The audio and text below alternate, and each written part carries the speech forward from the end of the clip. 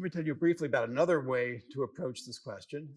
And this was an approach taken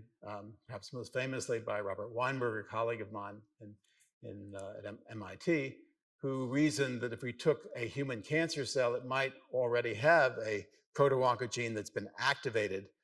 by some kind of mutational event. And he took those human tumor cells, made DNA from them, introduced them into a cell that behaved like a normal cell, and looked to see whether he would then introduce an activated oncogene that would cause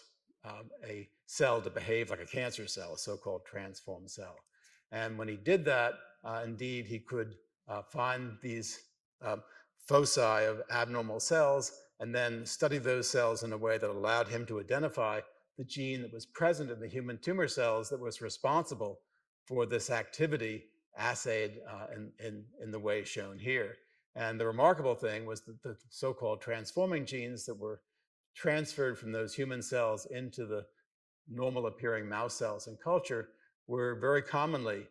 mutant forms of proto-oncogenes, and including the kinds of proto-oncogenes I've been talking about, most particularly in this case, the so-called RAS gene. And that was determined even at that early stage in the 1980s by doing DNA sequencing experiments that showed that human cancer cell that was used as a source of DNA was contained a gene that had undergone a so-called point mutation, the change of a single nucleotide in the DNA chain that changed the nature of the protein that gene encoded. And strikingly, the mutations found in the human cancer cell were the same as the differences between the viral version of the gene found in the retrovirus in which this gene was first isolated and the cellular gene. So it all sort of came together in a pretty exciting way.